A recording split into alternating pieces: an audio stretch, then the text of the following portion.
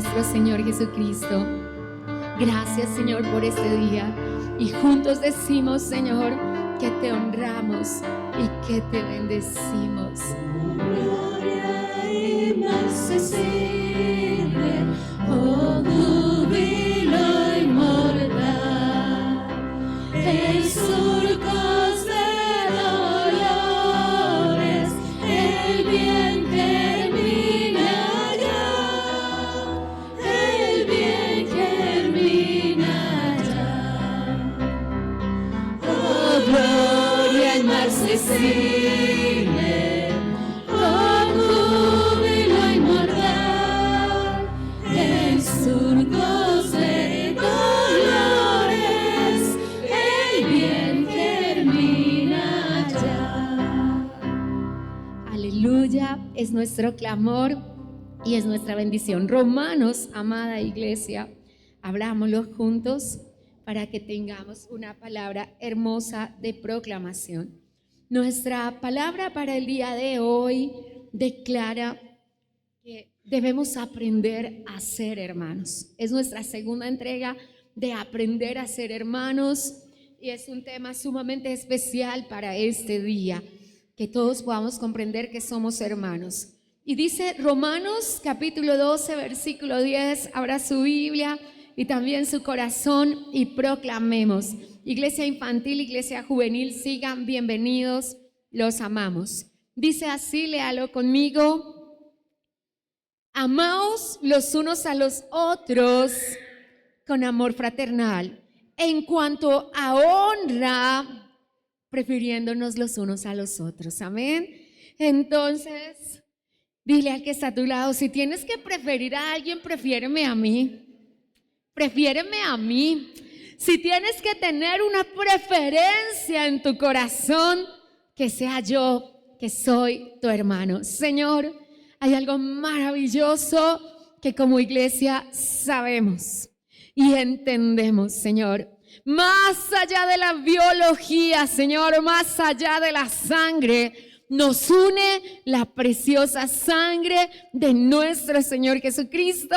Tenemos diferentes madres, pero todos tenemos el mismo Padre, el Dios y Padre de nuestro Señor Jesucristo, que nos hermana, Señor, como uno solo. Y nos pides una sola cosa, Señor, para que sea evidente a los demás que estás en nuestro corazón. Que nos amemos unos a otros, que nos prefiramos unos a otros. Tu palabra declara, amarás al Señor tu Dios con todas tus fuerzas, con todo tu corazón y con toda tu alma, pero amarás también a tu prójimo como te amas a ti mismo. En los tres amores está nuestra libertad, en el amor a Dios, en el amor al prójimo y en el amor por nosotros mismos. Ayúdanos, Señor, en el nombre de Jesús. Aleluya. Póngase cómodo, hermano, y voy a recapitular un poco para que recordemos lo que significa ser hermanos. En nuestra primera entrega de aprender a ser hermanos, en las elecciones pasadas, porque tomamos este tema para entender que no hay diferencias entre nosotros como hermanos. Podemos pensar diferente, podemos disentir si se quiere, pero seguimos siendo hermanos. Y es algo que nosotros como iglesia tenemos que entender. Entonces, voy a recapitular un poco por amor a las personas que no nos acompañaron ese día en este servicio y entendemos cómo aprender a ser hermanos, aprender a cultivar el amor. Es lo primero que aprendimos, que debemos cultivar el amor, que debemos, y cuando utilizamos la metáfora de cultivar, es porque nadie puede echar sus papitas allá y echar sus florecitas allí y dejarlas a la topa tolondra. No, el amor debe ser como las maticas, hay que echarles agua, hay que remover la tierra, hay que estar pendiente de que sí se produzca lo que estamos esperando. Así que cuando pensamos en eso, se nos hace muy asertiva esa metáfora. Pero también entendimos que el amor es servicio mutuo. No solamente esperar que alguien me sirva, sino servir. Jesús dijo algo con respecto al servicio. Dijo que vinimos a servir y no a ser servidos. Pero también hicimos un reconocimiento grande de que todos somos hijos de Dios y de que tenemos un mismo Padre y de que el Padre no se avergüenza de llamarse nuestro Padre y Jesús no se avergüenza de llamarse nuestro hermano mayor. Así que no puede coexistir una nación en que nosotros sí nos avergoncemos los unos de los otros, porque si Jesús en su dignidad de Dios no se avergüenza de ser nuestro hermano, y si papá en su dignidad de máxima autoridad en cielo y tierra no se avergüenza de nosotros como sus hijos, nosotros tampoco podemos hacer eso. Pero también hicimos un reconocimiento muy grande porque entendimos, y vamos a tocar eso un poco más hoy, que el factor diferenciador es el amor y que jamás vamos a poder ser lo que Dios espera de nosotros si no se evidencia el amor. El factor diferenciador es el amor. Significa que de nada sirve que pase allá afuera hoy lo que nosotros queremos, lo que tú expusiste en las urnas, si no pasa acá adentro nada. Así que simplemente el verdadero amor se expresa con lo que pasa dentro de mí, con lo que yo soy como ser humano, pero también como lo que yo soy como hijo de Dios. Así que eso vamos a hablar un poco más, porque ¿qué es lo que vamos a entender hoy? Que Dios nos propuso dos caminos para ello, dos caminos, porque estamos viviendo en dos caminos que debemos entender. En nuestra entrega anterior de Aprender a Ser Hermanos aprendimos un camino que vamos a hacer y cómo debemos comportarnos con nuestra familia que ya está en Dios, porque nosotros ya tenemos familia en Dios. Y quiero recordarle a todos, es algo que siempre recuerdo, no merecen menos testimonio quienes están en Dios. Porque hay alguien que vive con su cónyuge y piensa que porque su cónyuge ya está en Cristo no le debe dar testimonio. Y entonces no ora en las madrugadas, no lee la Biblia, no busca al Señor al congregarse, porque siente que no, Él ya sabe el camino, Él verá. Pero tú y yo estamos llamados a testificarle. Así Él ya esté en Dios. Tal vez sea tu ejemplo y tu testimonio el que le animen, y te lo voy a probar bíblicamente hoy. Pero además de eso, el segundo camino es que vamos a hacer con los que todavía no han llegado. Y ellos sí hacen parte de nuestra biología. Y ellos sí hacen parte de nuestros lazos de consanguinidad. Y ellos sí hacen parte de nuestra familia laboral. En entregas anteriores de Aprender a Ser Hermanos hablamos de nuestra familia laboral.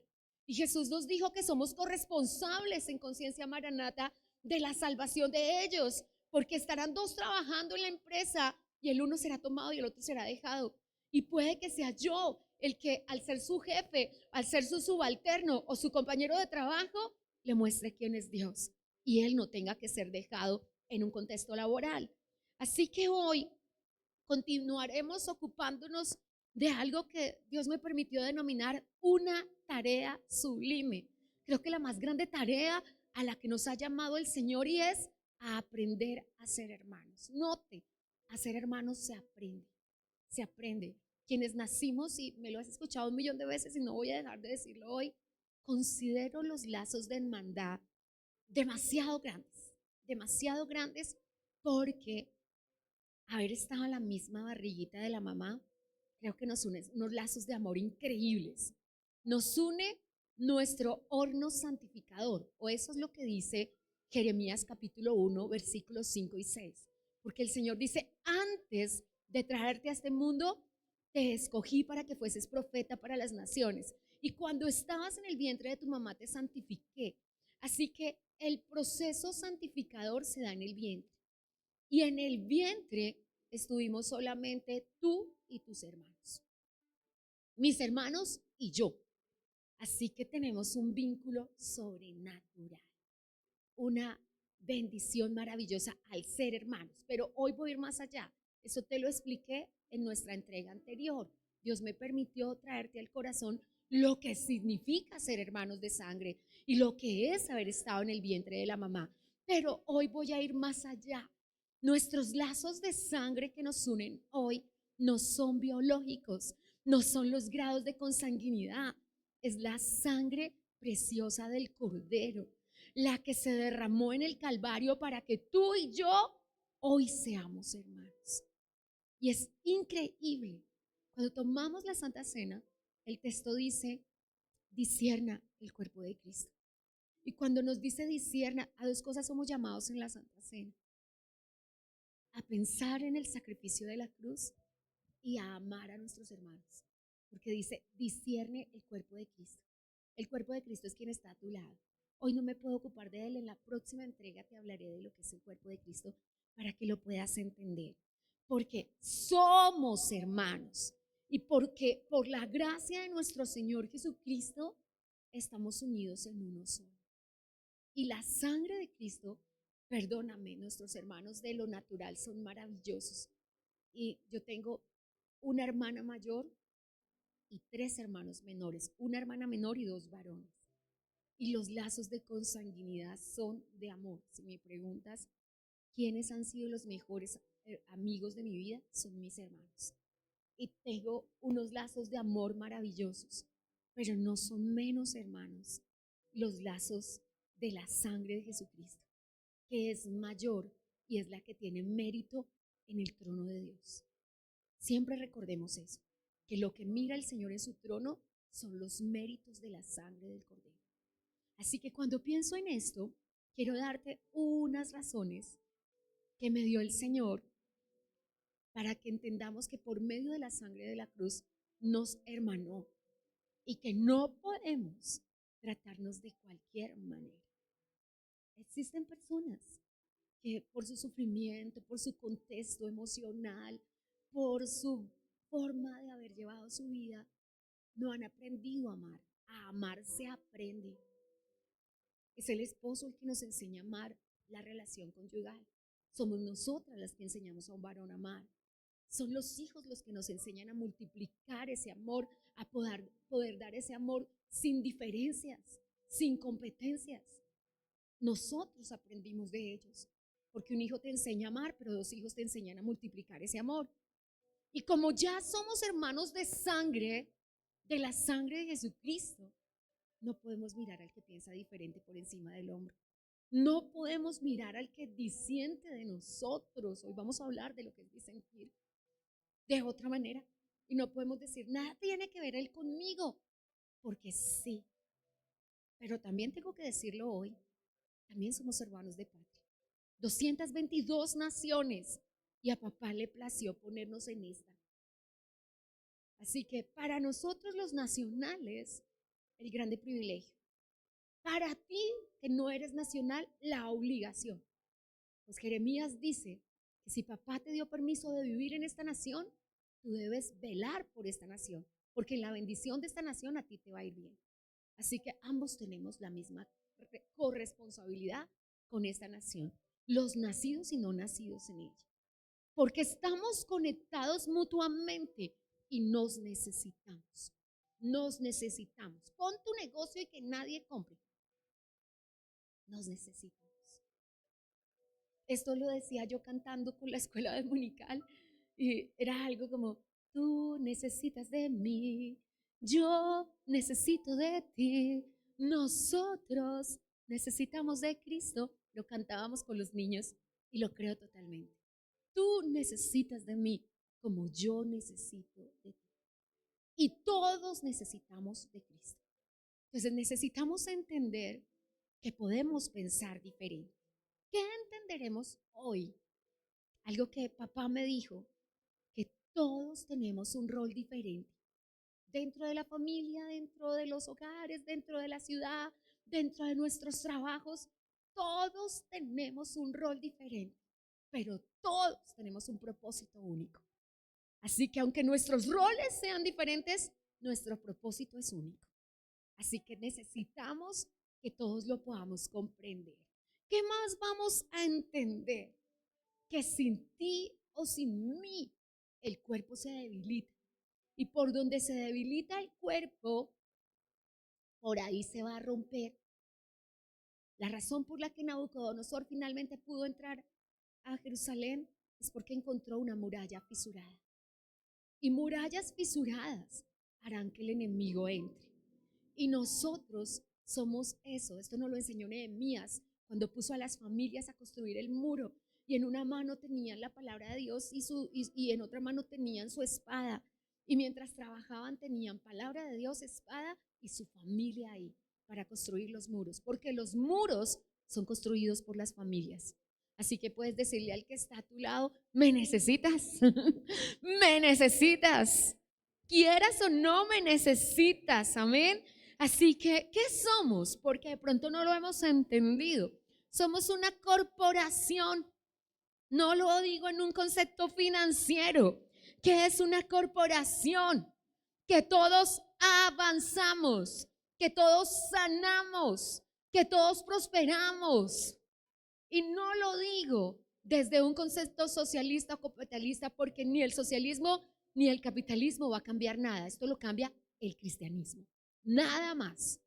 Pero lo digo desde el punto de vista del cuerpo de Cristo. En el cuerpo de Cristo todos avanzamos. En el cuerpo de Cristo todos sanamos. En el cuerpo de Cristo todos prosperamos. Dios no hace acepción de personas y no tiene favoritos. Cuando Pedro llegó a la casa de Cornelio, dijo: de verdad hoy entiendo que tú no tienes favoritos. ¿Te cae bien este? Soldado romano y todo. Tú no tienes favoritos. Y sí, Cornelio era excepcional, le cayó bien a Dios. Entonces, en Romanos 9, que ahora sí es el texto que vamos a estudiar hoy, esta introducción tan larga, para que entendamos que nos debemos a la familia de consanguinidad.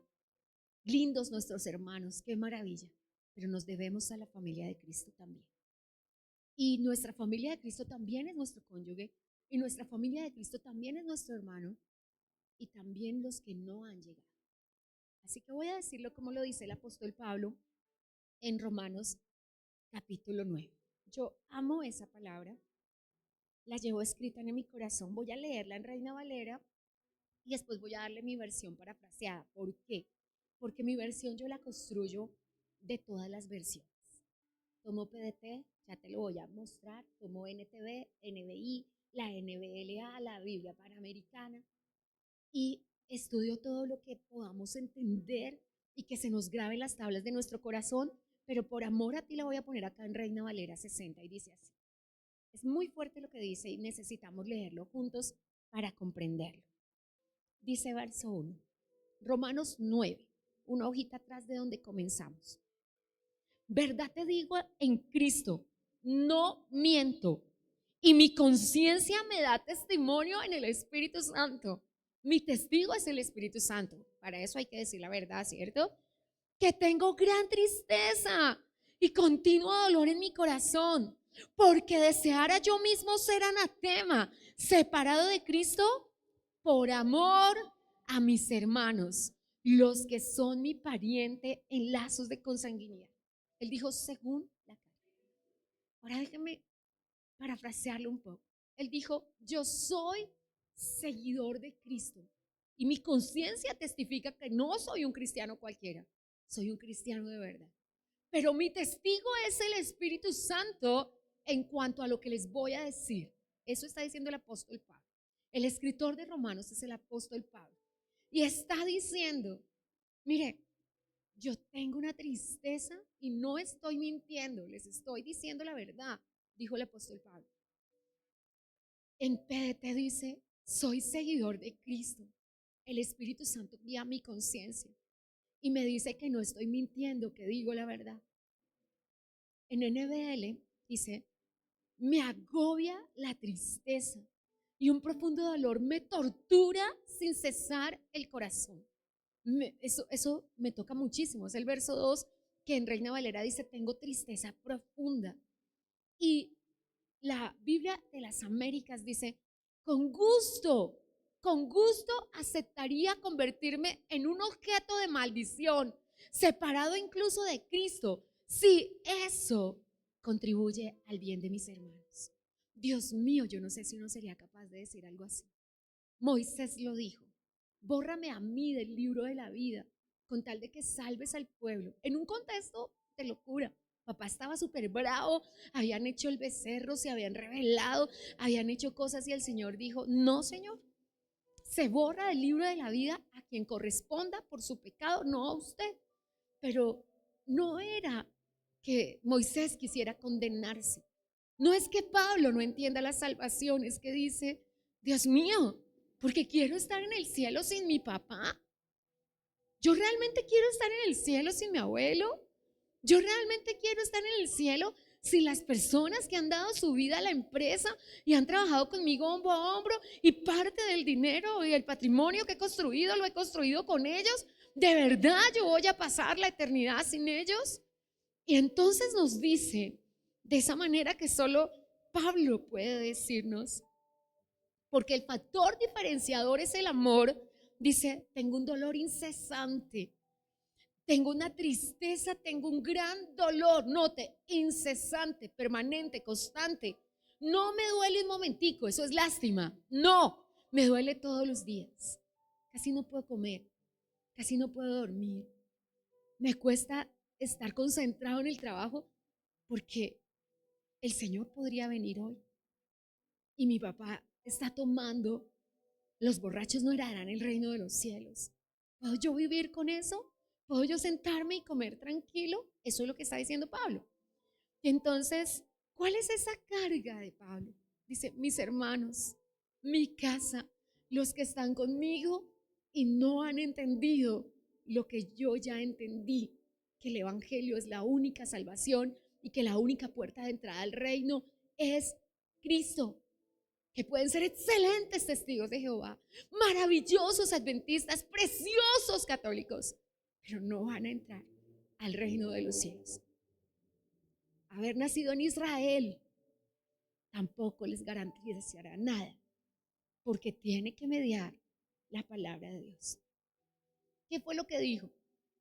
¿Qué fue lo que dijo Pablo? Mis hermanos se pueden perder su propia salvación eterna e ir al infierno, y eso a mí no solo me duele mucho, no puedo vivir con eso, sino me preocupa. Tremendo amor, ¿cierto? Tremendo amor. Tan grande es el amor, porque él dice, somos hermanos, estamos en la misma barca, hacemos parte del mismo equipo y no nos hemos dado cuenta, porque hoy decimos, ¿soy de un lado o soy del otro? A mí cuando me preguntan, ¿eres de izquierda y de derecha? Yo le digo, yo soy de arriba. Yo soy de arriba, siempre he sido de arriba. ¿Qué estrato eres? 1, 2, 3, 4. Solamente cuando me preguntan por el recibo del agua, la luz, digo qué estrato es. De lo contrario les digo estrato cielo, porque eso es lo que tú y yo somos. Pero cuando no entendemos eso, nos peleamos y pensamos que no debemos hacer. ¿Qué hizo Pablo tan extremo? Señor, te pido que me condene yo. Lo que haría un papá, ¿cierto? Que me pase a mí, que me sufra a mí, que me duela a mí, pero no a mi hijo. Pero él no estaba hablando de sus hijos, estaba hablando de sus hermanos. Porque un dolor incesante, un dolor insufrible. ¿No has estado en el hospital con un dolor así? Muela, estómago, cabeza. Alguien te dice, lo peor es el dolor de cabeza. No te ha dolido el estómago. Lo peor es el dolor de estómago. Preguntémosle al rey Asa, le dolieron sus pies. Hace poco, y yo le decía esto hace 8 días, el evangelista más importante de los últimos tiempos, que con él se convirtieron más personas en 10 años que las que se convirtieron con el pastor Billy Graham en 70 años. Y él murió de un dolorcito de los pies. Yo digo, papá lo quería llevar a casa, no era otra cosa, porque en verdad Dios le había permitido trabajar mucho. Pero yo medito en esto. Cuando su esposita lo llevó al hospital, jamás se imaginó que él no saldría de allí. Porque a veces dices, es una uña, es un pie. El año pasado, una amiga se estropeó una uña. Pasó así y no se dio cuenta, y entonces se infectó profundamente. Cuando ya iba en el hueso y tenían que rasparle el hueso, era muy dolorosísimo.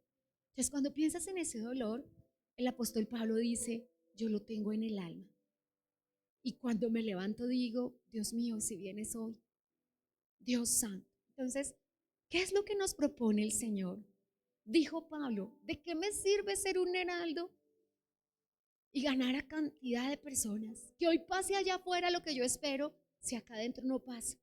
Y cuando él dijo acá adentro, no estaba dudando de su salvación. Estaba diciendo, es que mi mamá participa de esto. Solo lo sabes tú porque tú vives bajo el mismo techo.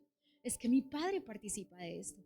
Es que mis hijos participan de esto y están en la lista de los que no heredarán el reino de los cielos. Por esa razón, yo sé que la mente carnal, y cuando hablamos de la mente carnal no natural, no es la mente natural, no es de la persona que no conoce a Cristo.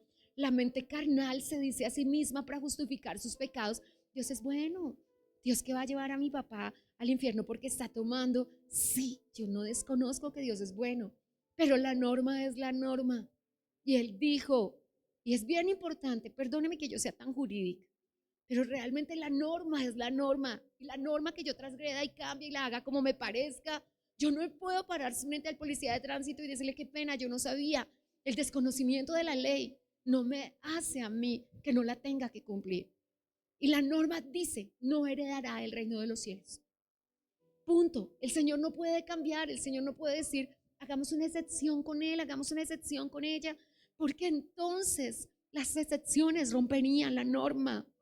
Entonces Pablo dice, ¿de qué me sirve a mí que pase allá afuera lo que yo quiero que pase si no está pasando acá adentro, en mi casa, en mi familia, en los míos? Y con sentido de propósito, porque no es con sentido de juicio ni con sentido de condenación, sino con sentido de propósito, él dice, yo quiero ir al cielo, pero me gustaría que ahí estén los míos. Yo sí quiero ir al cielo, sí quiero. Señor, no te estoy diciendo bórrame a mí, prefiero yo ser maldición, anatema y no entrar al cielo para que me dejes en la tierra. Yo sí quiero. No es palabras de lástima, no son palabras emocionales, es lo que siente mi corazón al imaginarse estar en el cielo sin mi papá. Entonces, ¿qué implican aprender a ser hermanos? Lo primero, que tenemos que tomar decisiones espirituales. Que empezamos hoy a tomar decisiones espirituales. Usted tomó una al venir hoy a la casa de Dios. Porque cuando usted se levanta y se presenta como ejemplo, su casa tiene ojos y ve, y tiene oídos y oye. Y la primera decisión espiritual que tenemos es que tenemos que impartirnos vida. Impartirnos vida. Yo tengo que tener cuidado cómo hablo, cómo pienso, cómo actúo, porque los que están a mi lado, yo les puedo impartir vida o les puedo impartir otra cosa. Ojalá que la impartición que le haga es de vida. Cuando yo me paro a orar a la madrugada y los niños en casa me ven, yo les estoy impartiendo vida. Mati vino a visitarme un día y se quedó 2 días, jueves y viernes. El jueves estaba acá en el altar cabeceando y la mamá me decía, me llevaste al niño. No se quiso quedar en la casa. Dijo, me voy contigo para culto, me voy contigo para culto. Y el sábado me dijo, me tienes que llevar. Y entonces yo le dije, pero te llevo el domingo después de los servicios. Dijo, no, yo tengo que ir a culto con mi padre. Y yo, ¿cómo debates eso? Sí, papi, yo te llevo. Tienes que ir es con tu papá a culto. Entonces, cuando pienso en eso, que yo me levante y le diga, Señor, tengo una carga por mi casa, Señor. Tengo una carga por mi familia, Señor. ¿Cuántos, no, con honestidad, no levante la mano, cuántos sienten carga por su otra familia? Yo tomé una carga más grande por mi otra familia, por el hermano de mi esposo jamás. Si me preguntas si yo sabía que él se iba a ir al cielo antes, a los 50 años yo no lo sabía. Pero papá puso en mí una carga de tener que orar día y Señor, tú lo vas a salvar, tú lo vas a salvar. Papá lo sabe, un día yo fui, él tenía unas velas grandotas en la sala, negras. Y le dije yo, con un poquito de confianza que teníamos, hermanito, pero usted qué hace esas bobadas, aguas pichas y pendejadas, le dije yo, perdón la expresión tan grosera. Pero yo le hablé en ese tono, terapia de choque brava, pero yo me subí al carro y me puse a llorar. No podía, no pude sufrirlo más. Yo me imaginaba el rato de la iglesia. Y el Señor es claro, los hechiceros, brujos, idólatras no heredarán el reino de los cielos. Y empezamos a orar, porque implica lo que dijo Pablo, ¿de qué me sirve a mí ser heraldo, predicarle a todo el mundo, que todas las personas que lleguen a la iglesia caminen con el Señor para honra y gloria de Dios, si mi familia se pierde, si los míos se pierden, si mis hermanos se pierden? Entonces, cuando pienso en eso, ¿cómo impartimos vida? Primero, abramos todos Hebreos 10:24 para que podamos entender cómo impartimos vida.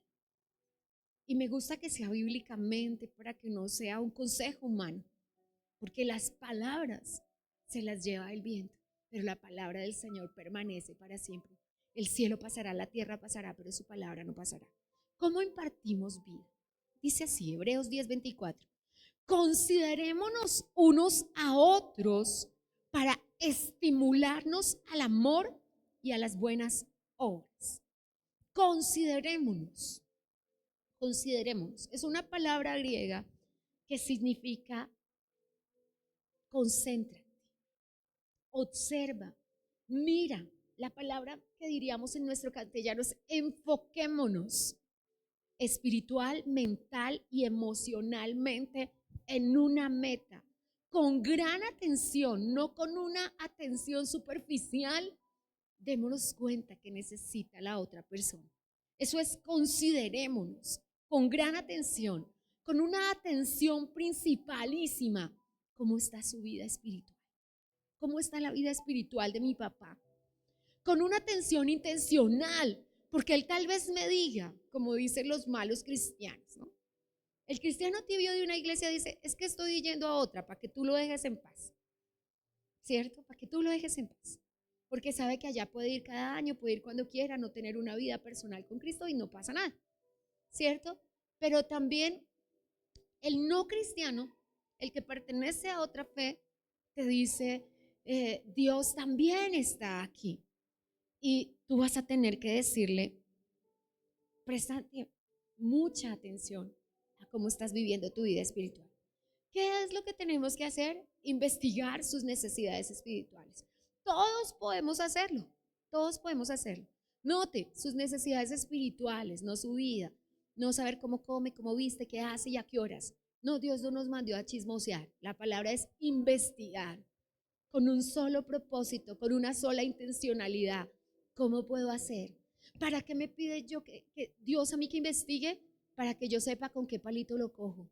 ¿Cómo puedo llegar? Porque solamente Jesús sabe la escalera que entra a un corazón. Solamente Él me puede decir a mí lo que está pasando en la vida espiritual de una persona para entrar por ese camino. Porque no hay más camino, solo Cristo. Y solamente Él sabe cómo hacerlo. Con una cláusula de propósito. Considerémonos para. La palabra para es una cláusula de propósito. Y el propósito es, dice el verso, para estimularnos al amor y a las buenas obras. La palabra griega es paroxis, de donde los médicos en sentido negativo hablan del paro cardíaco, del infarto. Pero nosotros vamos a darle a la palabra paroxis, que es estimularnos el sentido que Pablo le da acá. Provoquémonos, insistamos, encendamos la llama, provoquemos positivamente a las personas que viven con nosotros. Eso es estimularnos. Que nuestro ejemplo les dé ánimo, que vean qué es nuestro primero. Yo lo declaro de esta manera: si Dios es tu primero, no hay segundo. Es así de sencillo. Pero cuando hay segundo y tercero, es realmente que Dios no es tu primero. Que nos desafiemos al amor, a que el factor distintivo sea el amor. Cuando inspiras a los tuyos, los inspiras a dos cosas. Dice, estimulémonos al amor y a las buenas obras. Estimulémonos a amar. Cuando es el, voy a decirlo de la manera más coloquial, el síganme los buenos, ¿cierto? En nuestros colegios empezó a suceder algo que no sucedía cuando nosotros éramos niños, y era el síganme los malos, ¿cierto? El síganme los malos de hoy es, no saludemos a él, pongámonos bravos con ella, miremos mal a aquel, ¿cierto? Ese tipo de cosas, a veces la gente se estimula a eso. De hecho, como esposas lo hacemos muchísimo, porque a veces decimos, ay amor, esa persona me miró mal. ¿Cómo voy a pretender que mi esposo ama a alguien que a mí me mira mal? No va a pasar. Yo lo estoy estimulando a la descortesía. Los hijos también lo hacemos con los padres. Déjeme decirle que si le digo a mi papá que alguien me miró feo, difícilmente lo va a poder amar. Entonces, cuando la Biblia dice, estimulémonos al amor para saber cómo llego al corazón de una persona. Cuando el Señor nos dice, investigue, lo que nos está pidiendo es, tienes la obligación de encontrar un camino al corazón de una persona. Tienes la obligación de que antes de que venga Cristo encuentres un camino al corazón de tu esposa, porque puede que eso también dependa tu vida o no en el rato. Porque la Biblia dice, esposa, ¿qué sabes tú si harás salvo a tu esposo? Y se cumple para ambos lados. Se cumple para esposos y se cumple para esposas. Así que tu conducta, evidentemente apasionada por Dios, evidentemente resuelta hacia las cosas del Señor, va a hacer que tus hijos sientan lo mismo, que tu esposa sienta lo mismo, que tus hermanos sientan lo mismo y que vamos contagiándonos. Lo que nos está pidiendo el Señor es que seamos altamente contagiosos con respecto a nuestra fe, que puedan ser inspirados nuestros hermanos de que leemos la palabra de Dios. Nuestra casa da por sentado que nosotros vivimos para orar, para ayunar, que vivimos para buscar a Dios. Nos molestan en el sentido contrario. Ay, pero tú siempre estás ayunando, pero tú siempre estás orando. Y yo les digo, ¿te hago agravio con eso? Te hago agravio porque a veces las personas sienten que dedicamos mucho tiempo al Señor, pero un solo acto de amor, una palabra de aliento, un orar, ponerse de rodillas y orar por una persona, yo declaro siempre que Dios siempre nos oye. Y jamás he pasado un momento de oración por la sobrina, la prima, la hermana, que no haya visto el fruto de esa oración.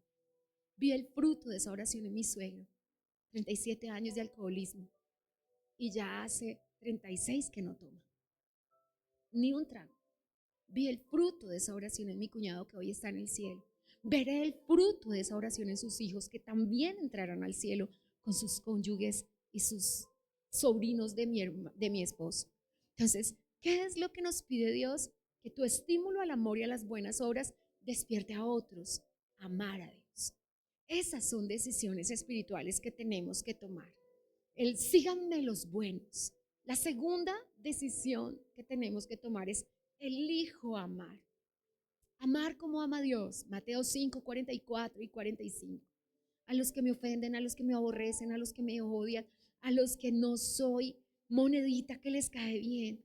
Porque cuando tomamos una decisión espiritual, el factor diferenciador es el amor. Jesús dijo en San Juan capítulo 13, en el versículo 34-35, un mandamiento nuevo os doy, que os améis unos a otros como yo os he amado.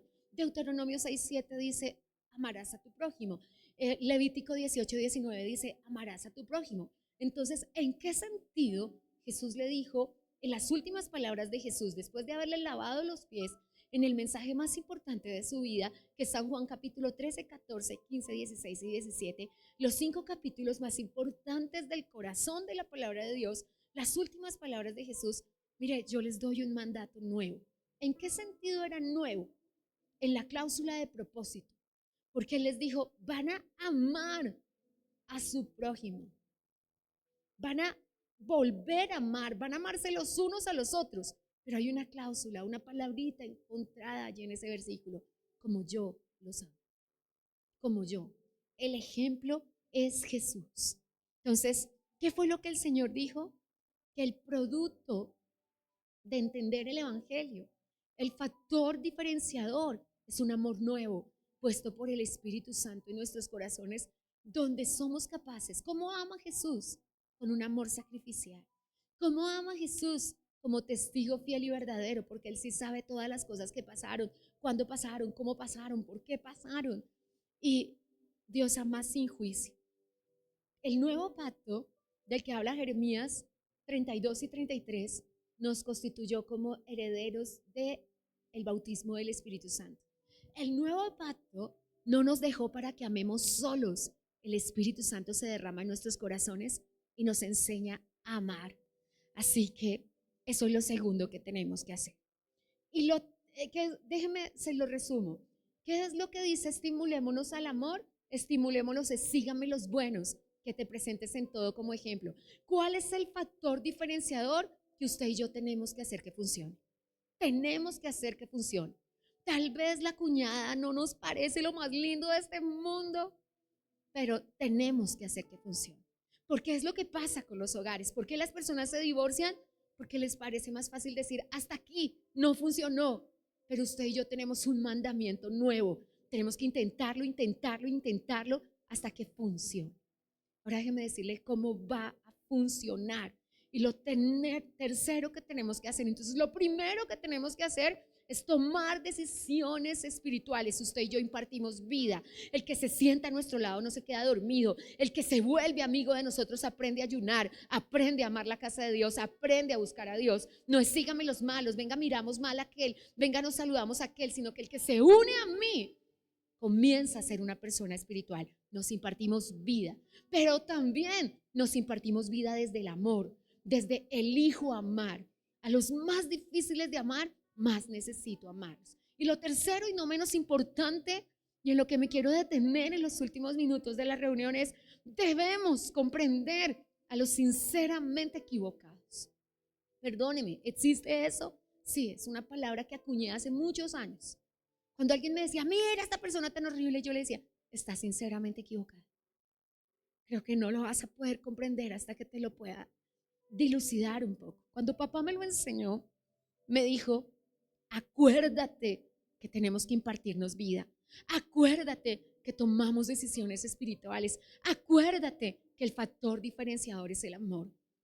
Si somos, dice el escritor a Marcos con respecto a Mateo 5:44, si amamos igual que los demás a los que nos aman y odiamos a los que nos odian, ¿en qué somos diferentes al mundo? Si como me la pinten la coloreo, ¿en qué somos diferentes al mundo? El factor diferenciador es el amor. Y sí, tal vez te digan como a mí me ha dicho, tan boba perdonar a esa persona que te ha hecho tanto y que no la vuelva a ver yo en tu mesa. No lo puedo garantizar. Porque si la perdona Dios, yo no tengo derecho a juzgar. De hecho, no tengo permiso ni siquiera de ofenderme, porque si me ofendo, entonces el Señor me dice, aquel que no perdona, no podrá ser perdonado. ¿Qué es sinceramente equivocados? Déjeme definírselo un poco, porque a veces necesitas el concepto. Perdóneme, mi concepto a veces usted no lo encuentra en un diccionario, porque mi concepto está basado en encontrar básicamente lo que la Biblia piensa de ese concepto. ¿Qué es una persona sinceramente equivocada? Es una persona que actúa con total honestidad, pero sin saber que lo que está realizando está mal. Esa es la parte principal. Es una persona que no tiene malicia, que está firme, que cree que tiene la razón, pero la sinceridad no altera la realidad. No altera la realidad. No me preguntas, 4 por 4 es 35 y yo sí, no. Y así tú me digas, me importa lo que tú pienses, para mí 4 por 4 es 35. Yo te digo, te voy a regalar una tablita. No altera la realidad. Puedo morirme diciendo es 35, es 35, es 35 y no va a dejar de ser 16 porque se me dio el gusto a mí. Entonces, cuando soy una persona sinceramente equivocada y tomo la decisión, tengo que saber que tiene consecuencias. No puedo traer filosofías e ideologías a mi vida y pensar que no va a pasar nada. No pienses eso. En Dios hay consecuencias. Y si una persona piensa sinceramente equivocada, va a tener que pagar por ello. Y no te toca a ti hacerle pagar ni a mí. Dios es el testigo fiel y verdadero. Y tenemos a alguien que está ahí en este momento ahora con nosotros, que es el Espíritu Santo de Dios. ¿Consecuencias cómo? No puedo decir que vendo trago y que se lo toma otro y que se afectan los hogares de otra persona, pero que con mi hogar no va a pasar nada. No hay consecuencias. No puedo decir, vendo droga, pero no la consumo. No, habrá consecuencias. Pienso en lo que yo quiera pensar, en ideologías, y no va a pasar nada. Hoy no. Tal vez pase una generación, tal vez pasen 2 generaciones. Y cuando una niña de la tercera o cuarta generación diga, no, yo siento que me debo quedar en mi vida es con otra persona igual a mí, tú vas a decir, ¿de dónde? ¿De dónde vino este pensamiento? De estar sinceramente equivocados. ¿Qué hace una persona sinceramente equivocada? Con genuina empatía. Note, genuina empatía respalda cosas que la Biblia no dice. Es que a mí sí me parece que son muy legalistas. Es que a mí me parece que son muy fanáticos. Es que a mí me parece que yo puedo empelotarme un poquitico. Es mi cuerpo, es mi decisión. Sí, pero si conviertes a un hombre en un bocado de pan porque se fue a tu espalda, a tus piernas, un día tus piernas van a tener consecuencias por eso. Entonces, cuando pensemos en esto, déjeme decirle qué podemos hacer con las personas que están sinceramente equivocadas. Ahora, tengo que hacer una salvedad que de pronto todos tengamos que tener en este día. La agenda de Satanás, que está en San Juan 10:10, no es una agenda de un hombre ni de una mujer. Es una agenda que cuando se muera el gobernante actual va a seguir sobre la tierra. No es una agenda que es Agenda 2030, no señor. Es una agenda 5787, que es el calendario hebreo, que lleva los 5787 años que dice los israelitas que llevamos sobre la tierra. Así que no es una agenda de ayer, no es una agenda de antier y no es una agenda que tiene que ver con personas. Cuando se mueran los gobernantes actuales, la agenda seguirá ahí, porque Satanás vino a robar, a matar y a destruir. Lo triste, lo verdaderamente impensable es que nosotros no tengamos clara la agenda de Dios y que participemos de las agendas del enemigo. Eso es lo verdaderamente impensable. Que los que están sinceramente equivocados porque no conocen a Dios tengan más claro cosas, como la semana pasada. No sé si ya no tengo mucho conocimiento católico de cómo se llama lo que acaba de sacar el Papa, que dice que ya María no es mediadora entre Dios y los hombres, sino que el único mediador entre Dios y los hombres es Jesucristo. No puede ser que el que no conoce a Dios, el que no participa del Espíritu Santo, tenga más claridad doctrinal. Y ojo, tú no lo sabes, no te lo puedo explicar al aire, porque ha sido algo que ha sido hecho por el Señor. Nuestros sacerdotes católicos un día van a entender la verdad, porque si estaban sinceramente equivocados, así Dios no permitirá que se mueran. Pero si tú estás en Cristo, no cabe el sinceramente equivocados para nosotros, porque tenemos una Biblia y tenemos una verdad que tenemos que seguir. Amén. Entonces no puede ser que ame más, perdone más, entienda más y sea mejor quien no tiene el Espíritu Santo que nosotros. No cabe. No cabe, porque nosotros somos de Dios. Y si somos de Dios, tenemos que comportarnos así. ¿Cuál es el ejemplo más grande de sinceramente equivocados? Yo decía, Señor, ¿cómo puedo yo hacer un poquitico? Porque a veces tratas y el concepto está aquí, pero no sale por aquí. Pero pensé en uno que sé que nos cabe a todos, y es en el hijo pródigo. Hay un protagonista que no está en la historia, que es la mamá. Y entonces yo pensé, ¿cómo sería sinceramente equivocados? La mamita ve que el chinito se va, se gasta toda la plata, esa mamita normal, con oxitocina al 1000, y entonces ella empieza, cuando el chinito se le acaba la plata, a pagarle el arriendito, a pagarle la comidita, a llevarle alguito porque el chinito está aguantando hambre, ¿cierto? ¿Qué pasa con el chinito? Sinceramente equivocado, porque salió de su casa creyendo que agarraba el cielo a dos mundos. ¿Todo el mundo conoce al hijo pródigo o se lo estoy presentando en este día? Entonces es un muchachito que le dijo a papá, dame la parte de la herencia que me corresponde porque voy a ir a comprar el mundo entero. Y al poco tiempo, la Biblia nos da a entender que antes de 3 años estaba comiendo mute e intentando comer algarrobas de los marranos porque no podía comer marrano. Pero ¿qué hubiera pasado si su mamá empieza a ayudarle? Gracias a Dios, esta historia no tiene mamá. Y entonces este muchachito no tiene quien le alcahuetee y un día tiene que volver en sí. Entonces, cuando estamos sinceramente equivocados, la única forma de volver en sí es por una intervención divina. Es porque Dios alumbre los ojos de nuestro entendimiento, y por las personas sinceramente equivocadas solo podemos orar. Hoy las personas se ofenden porque creen que apoyamos personas políticas. Yo no sé por qué la gente dice, el cristiano no debe participar en política y por qué apoyas personas políticas. Y yo le digo, perdón, nosotros jamás hemos apoyado a una persona. Apoyamos nuestra postura, y nuestra postura es: defendemos la vida, defendemos la familia, defendemos el matrimonio, defendemos los niños, y a quien respalde esa postura, llámese como se llame y viva donde viva, vamos a tener que apoyarlo, porque no hay más y nos toca echar mano de lo que hay. Decimos en Colombia, eso es lo que hay, así que no podemos. Ahora tú tienes que tener clara cuál es tu postura. ¿Tu postura es por la vida? ¿Tu postura es por la bendición? Tu postura es por los niños, tu familia es por el matrimonio, tu postura es por el matrimonio como Dios lo creó, un hombre y una mujer. ¿Cuál es tu postura? Porque eso es lo que nosotros no podemos decir que las filosofías no han penetrado a la iglesia. Quisiera que no, que las ideologías no han penetrado a la iglesia. La celebérrima frase de también es amor ha llegado a la iglesia y las personas nos dicen, no, yo realmente no pude continuar con mi matrimonio porque me volví a enamorar. Y uno dice, ¿de verdad? Ay, también es un amor legítimo. ¿De verdad? ¿De verdad crees eso? No lo creas en tu corazón, porque entonces tu matrimonio estaría en peligro. Porque ¿por qué Dios va a cuidar tu matrimonio si tú no velas por los matrimonios de los demás? Así que simplemente hay personas sinceramente equivocadas. ¿Qué podemos hacer con ellas? Entender y hacer una separación de lo que cree una persona y de la persona. Las ideologías, filosofías y los argumentos de la falsamente llamada ciencia no son de una persona, son de Satanás.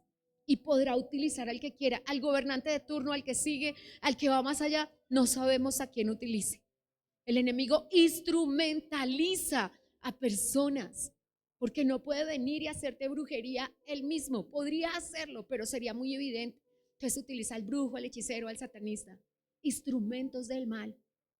Algunas personas sinceramente equivocadas, atadas por generaciones de brujería, que cuando les predicamos el evangelio salen de la brujería, salen de la idolatría, salen del mal. Pero nosotros tenemos que entender esto, que esto no se acaba con un hombre, porque tampoco comenzó con un hombre. Jesús fue muy claro. Yo vi a Satanás, el lucero, caer como Pepa Guama. No, perdón, énfasis añadido. Así que simplemente cayó y está en el mundo instrumentalizando a personas que no leen la Biblia, que no se instruyen, que no tienen una doctrina clara y que no han tomado una postura, que todavía están en el quién sabe, quizás de pronto. Pero mientras tú tengas una postura por Dios, a ti nadie te va a decir cómo se hace el evangelio. Así que, amados hermanos, si nosotros no tenemos claro cómo quiere Dios la familia y cómo la planeó, te van a vender otra familia.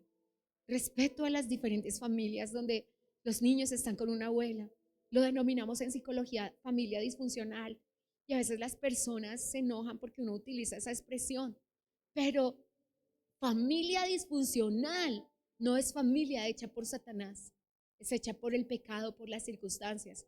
Pero las familias hechas por el enemigo tienen otras características. Así que, mis amados hermanos, no estamos llamados a destruir. Esto se llama ingeniería social. Déjenme se lo explico en un segundo. ¿Qué es ingeniería social? Es las ideologías y las filosofías deconstruyendo. Escúchelo bien, deconstruyendo, por no utilizar la expresión verdadera, destruyendo lo que dice la palabra de Dios. Esa reingeniería social a la que nos quiere meter el enemigo desconoce la palabra que dice: el cielo pasará, la tierra pasará, pero su palabra no pasará. A mí no me digas que por un tamal, llamamos caramelitos, ¿cierto? Llamémoslos subsidios, bonos, regalos. Yo tengo que olvidar que Dios instituyó el matrimonio. Yo tengo que olvidar que el Señor Dios Todopoderoso defiende a la familia. Yo tengo que olvidar que estamos volviendo a los niños transgéneros, transhumanos.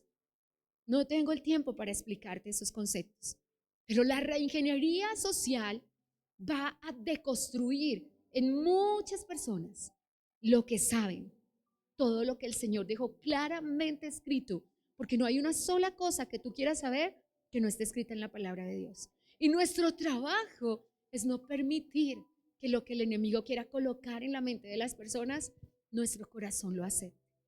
Tenemos niños, tenemos jóvenes, tenemos adolescentes que no han vivido lo que tú y yo ya vivimos y que no saben lo que tú y yo ya sabemos y que tenemos la obligación de levantarnos como maestros. Ni siquiera tienen una clase de historia para saber las cosas que han pasado en Colombia. Ni siquiera tienen una clase donde se les enseñe el camino que hemos recorrido para ser nación hoy. Así que, mis amados, si nosotros dejamos que el enemigo deconstruya lo que el Espíritu Santo colocó en nosotros, ¿Cómo le vamos a pedir a los que están sinceramente equivocados que la tengan clara si alguien en la iglesia no la tiene clara? Si tu postura no es por Dios, ¿cómo le pedimos a tu primo, a tu tío, a tu abuelito, que tiene la enajenación del pecado en su mente, porque el alcohol le dice que piense de otra manera, porque el problema con las diferentes formas de pecado es que entran y gobiernan tu pensamiento? Vas a defender lo que te hace pecar, vas a defenderlo con pies y manos, y entonces vas a empezar a deconstruir lo que Dios construyó en ti. Pero no lo voy a dejar desesperanzado hoy, porque no lo voy a dejar pensando, oh Dios, ¿qué vamos a hacer? ¿Qué podemos hacer? Si las cosas que nos enseñan, colócame en pantalla Hechos capítulo 5, versículo 34. Si las cosas que nos enseñan no son de Dios, por sí mismas caerán. Lo que no es de Dios no permanecerá. Cuando Gamaliel estaba en el concilio y querían que hiciera salchichón, incluido el apóstol, quería que hiciera salchichón a todo el pueblo, Gamaliel dijo una cosa, y quiero que lo lea. Se levantó en el concilio un fariseo llamado Gamaliel, el doctor de la ley, alguien que sí sabía de lo que estaba hablando. Pregúntale al que está a tu lado, ¿tú sabes de lo que estás hablando? Tienes que saber de lo que estás hablando para que puedas defender tu postura, tú debes saberlo. Y cuando él se levantó, dijo, venerado de todo el pueblo, o sea, todo el mundo decía, lo dijo Gamaliel, así tiene que ser. Entonces Gamaliel dijo que sacaran por un momento a los apóstoles. Dijo, pues tampoco los voy a defender en su purita cara, ¿cierto? Entonces los sacaron y les dijo, varones israelitas, mirad por vosotros lo que vas a hacer respecto a estos hombres. Porque si ellos están sinceramente equivocados, pobrecito Gamaliel no sabía que el sinceramente equivocado era él. No sabía que el sinceramente equivocado era él, pero dijo, mire, si ustedes se meten con estos hombres, y empieza a dar una lista, mire, antes se levantó este falso, ¿y qué pasó? No queda nada de eso.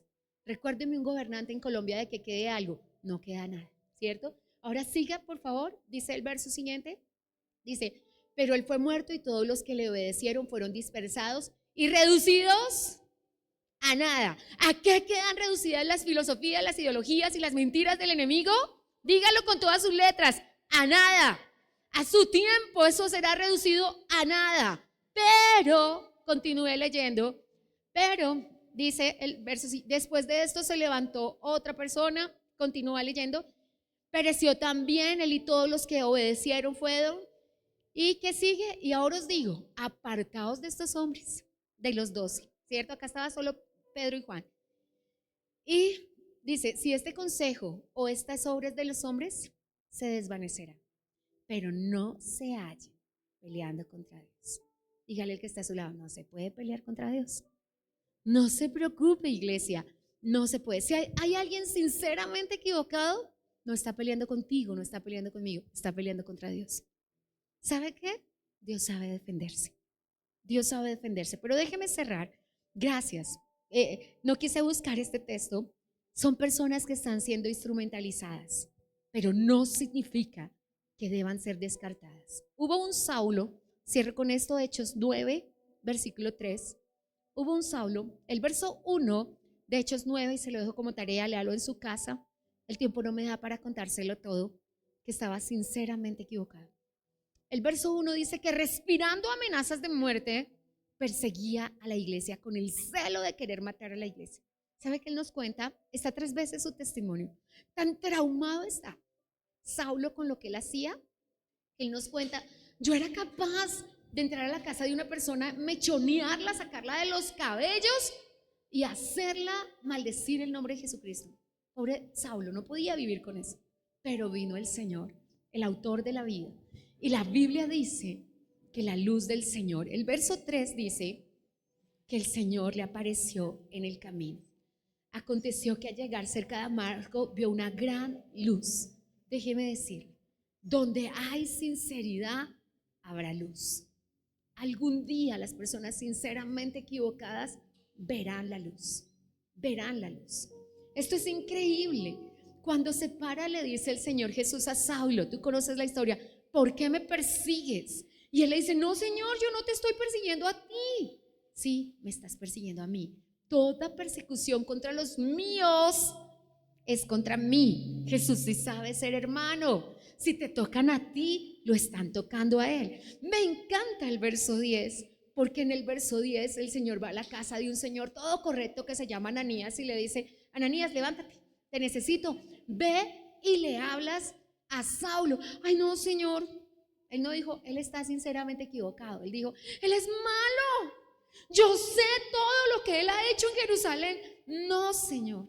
Y uno, a ver, el que le está dando la orden de que lo que estaba haciendo Saulo lo estaba haciendo una persona sinceramente equivocada, porque él creía que la doctrina de Israel era la verdadera y que el falso era Cristo. Estaba sinceramente equivocado, estaba peleando por lo que él creía. Y entonces Ananías dice, bueno, si toca yo voy. El verso 17 en la parte B dice bellísimamente: entra Ananías después de luchar mucho, de vencer su miedo, de vencer su temor a encontrarse con un tipo que lo matara. Se para frente a él y le dice, hermano. Yo creo que Saulo casi se muere. Hermano Saulo, versículo 17, parte B, tremendo. Y le dice, papá me dijo que viniera porque tú eres instrumento escogido en sus manos. Pero tengo que decirle lo que la Biblia dice: las ideologías y las filosofías cuestan. El Señor le dijo a Saulo antes de convertirlo en Pablo: sabrás lo que cuesta lo que tú hiciste. Sabrás lo que cuesta. En todo lugar le daban una muenda. Un día pensaron que lo habían matado, porque el Señor le dijo, esas cositas que pasaron cuando tú estabas sinceramente equivocado, ahora te van a pasar factura. Y vaya factura. Sin embargo, iglesia, y es lo que quiero esperanzarte, Dios no vio a una persona mala en Saulo, vio a una persona sinceramente equivocada. Y dijo, yo no me lo voy a perder. ¿Cómo me pierdo un tipo con ese carácter, con esa personalidad, que lucha de esa manera por lo que cree? Yo lo quiero de este lado. Yo no sé si tú quieres a tu papá de este lado, a tu primo de este lado, a todas las personas, compañeros de trabajo, subalternos, jefes, todas las personas que hoy están sinceramente equivocadas, y que Jesús, que es el testigo fiel y verdadero, conoce sus virtudes y que dice, yo los quiero de este lado. Ojalá tú también los quieras de este lado. Pero la única forma de que ellos vengan de este lado es que nosotros podamos ver al Pablo que hay en ellos. Pablo significa pequeño, y no al Saulo que son. Puedes decirle al que está a tu lado, yo también era un Saulo y también estaba en muchas cosas equivocado, pero aquí estoy y ahora soy un pequeño Pablo que está en la casa de Dios. Así que si hoy conoces personas que disienten, disentir no es pecado, pelear por el disentir sí es pecado. Si conoces personas que piensan diferente en tu propia casa, en tu propia familia, míralos y dile, Señor, es un Saulo, tú vas a hacer algo en esa vida, tú vas a hacer algo en ese corazón, porque el factor diferenciador es el amor. Y lo que va a hacer la diferencia es que yo sepa que mi lucha no es contra sangre y carne, sino contra principados, potestades y huestes espirituales de maldad en las regiones celestiales. Hoy está esa persona enfrente mío. Tal vez necesite que yo ore por ella, que yo ayune por ella. Tal vez me toque doblar esfuerzos porque está tan arraigado en su equivocación que mis palabras no le van a convencer. Pero mis oraciones y mis rodillas podrán hacer lo que mi palabra no puede hacer. Pero necesito amor para pararme y, como el apóstol Pablo, decir, Dios mío, me duele el corazón, cuánto sufrimiento tengo, porque Maranata, papá podía venir hoy. ¿Y qué sería si encuentra a mi tío, a mi abuelo, a mi papá, a mi hermano, a mi vecino, a mis empleados sinceramente equivocados? No podrían entrar al cielo. Así que si apreciamos a quienes están a nuestro lado y queremos que estén de este lado como hermanos en Cristo, solo tenemos que orar y solo tenemos que entender que podemos amarnos en la diferencia, respetar la diferencia, y la mejor forma de respetar la diferencia es arrodillándonos y decirle, Señor, alumbra los ojos del entendimiento de Él. Qué maravilla que yo ya entendí, qué rico que mi papá entienda. Yo hoy creo y quiero que salgas de aquí sabiendo que tu papá va a entender. En la vigilia nos dijo el Señor en Zacarías capítulo 6, Isaías capítulo 32 y Zacarías 6, para que lo estudies en casa, los necios también entenderán. Así que simplemente hay personas que hoy actuando en necedad procuran sinceramente ofenderte, pero tú tienes un corazón inofendible porque tienes una sola meta. No me voy a ofender cuando mi papá se burle del evangelio, cuando mis tíos digan, cuando hagan las cualitativas chanzas que todos conocemos, que el ameladrillo, que no sé qué, que debajo de las naguas de sus... Usted conoce todos los apelativos que nos han dado por ser creyentes, pero somos pacificadores y lo único que decimos es, eso lo acerca más a Dios, eso lo acerca más a Dios porque va a conocer el evangelio como yo lo conocí. Tú fuiste un Saulo y hoy eres un pequeño Pablo. Tu papá también, tu tío también, tu hermano también. Así que pongámonos de pie y dice solamente así: amémonos de corazón y de labios no fingidos. Amémonos de corazón y de labios no fingidos. ¿Para qué? La cláusula de propósito.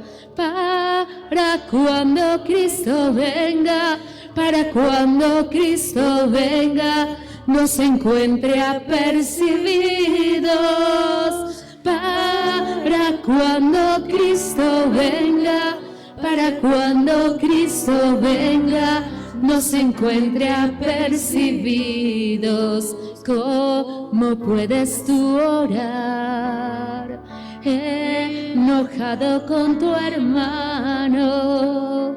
¿Cómo puedes tú orar enojado con tu hermano?